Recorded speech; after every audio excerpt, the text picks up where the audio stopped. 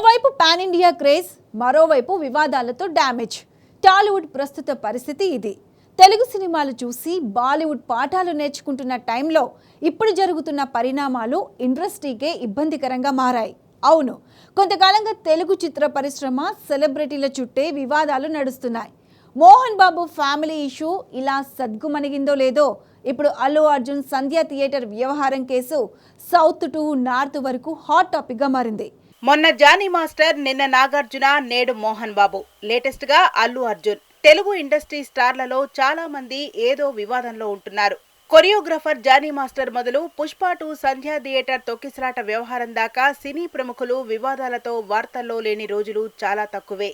గత సెప్టెంబర్ నెలలో choreographer Johnny master అరెస్టుతో ఇండస్ట్రీలో ఒక్కసారిగా అలజడి మొదలైంది.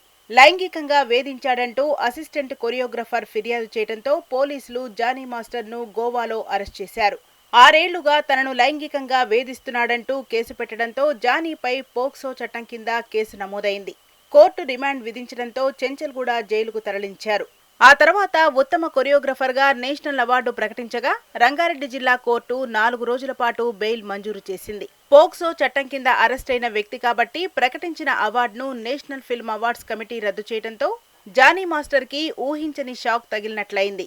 ఆ తర్వాత పిటిషన్ వేయగా హైకోర్టు బెయిల్ మంజూరు చేయడంతో ఆయన జైలు నుంచి విడుదలయ్యాడు. ఇక నాగార్జున ఫ్యామిలీపై కొండా సురేఖ అనుచిత వ్యాఖ్యలు కూడా పెద్ద దుమారాన్నే రేపాయి. కేటీఆర్ పై కొండా సురేఖ అడ్డగోలు వ్యాఖ్యలు చేస్తూనే నాగార్జున ఫ్యామిలీ పైన కామెంట్స్ చేశారు. ఈ వ్యాఖ్యల వల్ల తన పరువుకు భంగం కలిగిందంటూ నాగార్జున 100 కోట్ల పరువు నష్టం దావా వేశారు. కోర్టు దీనిని విచారణకు అనుమతించింది. ఈ నెల 12న కొండా సురేఖ వ్యక్తిగతంగా హాజరవ్వాలంటూ ఆదేశించినా ఆమె కోర్టుకు వెళ్లలేదు.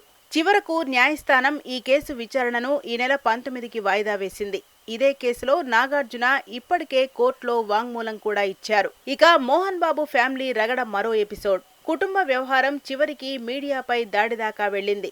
కవరేజ్కి వెళ్లిన మీడియా ప్రతినిధిపై మోహన్ బాబు చేయి చేసుకోవడం, ఆ తర్వాత ఆసుపత్రిలో చేరడం పెద్ద సెన్సేషనే క్రియేట్ చేసింది.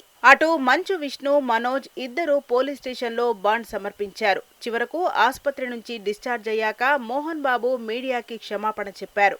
కాకపోతే మొట్టమొదటిసారి సినీ సెలబ్రిటీలను బైండ్ ఓవర్ చేయటం ఇండస్ట్రీలోనే కాదు సర్వత్రా చర్చనీయాంశమైంది. మోహన్ బాబు ఫ్యామిలీ ఇష్యూ ఇలా పక్కకు జరిగిందో లేదో అల్లు అర్జున్ అరెస్టుతో మరోసారి అలజడి మొదలైంది. పుష్ప 2 ప్రీమియర్ షో సందర్భంగా సంధ్యా థియేటర్లో జరిగిన తొక్కిసలాట కేసుల్లో అల్లు అర్జున్ ని పోలీసులు అదుపులోకి తీసుకోవడం హాట్ టాపిక్ గా మారింది. 1000 కోట్ల కలెక్షన్లు రాబట్టిన సంతోషంలో ఢిల్లీలో ప్రెస్ మీట్ పెట్టిన తెల్లారే బన్నీ అరెస్ట్ అవ్వడం south to north sensation create చేసింది. చనిపోయిన మహిళ కుటుంబానికి ఇప్పటికే 25 లక్షల పరిహారం ప్రకటించిన అల్లు అర్జున్ ఆదుకుంటామని హామీ కూడా ఇచ్చారు. మహిళ చనిపోయిన వ్యవహారంతో తనకు సంబంధం లేదంటూ బన్నీ ఇంతకు ముందే కోర్టును కూడా ఆశ్రయించాడు. ఇలా 4 నెలలుగా టాలీవుడ్ సినీ సెలబ్రిటీల చుట్టూ వివాదాలు కొనసాగుతూనే ఉన్నాయి. ఈ పరిణామాలు అభిమానులకు ఇబ్బందికరంగా మారాయి. సోషల్ మీడియాలో ట్రోల్స్ గురించి ప్రత్యేకంగా చెప్పక్కర్లేదు. చూడాలి మరి ఎప్పటికీ వీటి నుంచి సినీ ప్రముఖులు బయటపడతారు.